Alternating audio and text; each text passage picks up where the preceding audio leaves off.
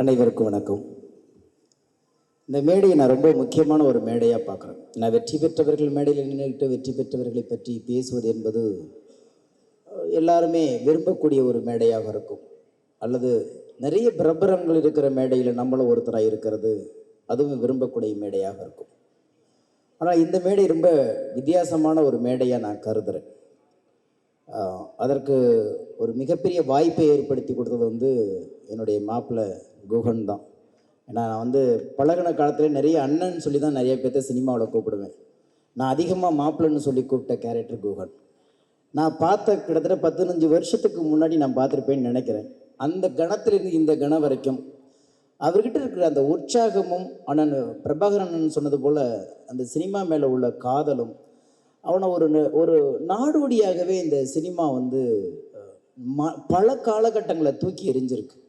ஆனால் இவ்வளோ காலம் அவளை இதெல்லாம் சடித்து இந்த மேடைக்கு வரத்துக்காண்டி அவன் பட்ட சிரமங்கிறது எழுத்தில் எழுதவே முடியாது. ஆனால் எப்போதுமே அவனுடைய முகத்துலேயும் சரி வார்த்தையிலையும் சரி சோர்வு வந்ததே கிடையாது. அப்படி அவன் இப்போ அண்ணன் சொன்னார், ஒரு தண்ணீர் கதை சொன்னார், சல்லடையை தூக்கி எறிஞ்சோன்னு நிறைஞ்சிருச்சுன்னாரு.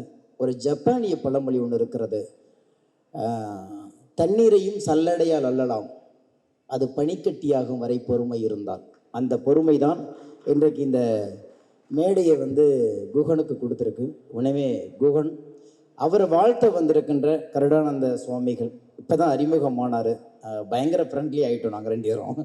ஏன்னா பகுத்தறிவு கலந்த ஆன்மீகம் என்பது அரிதான ஒன்று.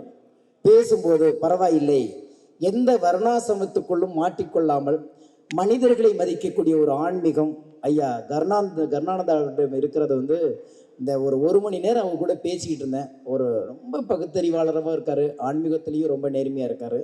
அவர் இந்த மேடையில் இருக்கிறது ரொம்ப ரொம்ப ஒரு சந்தோஷமான ஒரு தருணமாக நான் பார்க்குறேன். அதே மாதிரி இந்த படம் இந்த களத்துக்கு இங்கே வரத்துக்கு காரணமாக இருந்த தயாரிப்பாளர் ஜெசிகா. ஏன்னா அவங்க இன்னைக்கு குகன் கூட உட்காந்துக்கிட்டு அவ்வளோ வேலைகள் என்னை ஒரு வாரத்துக்கு முன்னாடி என்னை பார்க்க வந்தாங்க.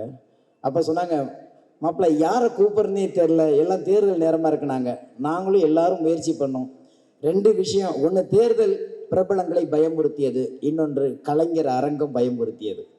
ஏன்னா எதுக்குள்ளேயும் மாட்டிக்க கூடாதுங்கிற ஒரு எச்சரிக்கையிலேயே குகன் மீது உள்ள நட்பும் அவன் மீது உள்ள மரியாதையும் அக்கறையும் இருந்தால் கூட இந்த நேரத்துக்குள்ளே இந்த வளாகத்துக்குள்ளே வந்தால் எங்கே நிறமாறி போய்விடுமோங்கிற ஒரு பயம் அநேகமாக ஒரு 50-60 பேர்த்துக்கிட்டனாவது நம்ம தொடர்பு கொண்டிருப்போம்னு நினைக்கிறேன். அப்போ தான் சொன்னார், மாமாப்பிள்ளை யாருமே வேண்டாம், நம்மளை நம்பி யார் வராங்களோ உட்கார வச்சு நம்ம பண்ணுவோன்னாரு. அப்போ நான் சொன்னேன், 21 டிபார்ட்மெண்ட் நீ கையில் எடுத்துட்ட, நான் கூட வேண்டாம், இந்த கையில் கொடுத்து இந்த கையில் வாங்கடா, அதுதான்டா வெற்றி. ஏன்னா உனக்கு நீ அவனை விட என்னை யார் உன்னை நம்ப போகிறா அப்படின்னு சொல்லிட்டு இருந்தோம். அந்த மாதிரி அவ்வளோ தன்னம்பிக்கை. அதே மாதிரி அண்ணன் சண்முகமாக இருக்கட்டும், பிரபாகரனாக இருக்கட்டும், அங்கே இருக்கிற இயக்குனராக இருக்கட்டும், தயாரிப்பாளராக இருக்கட்டும்,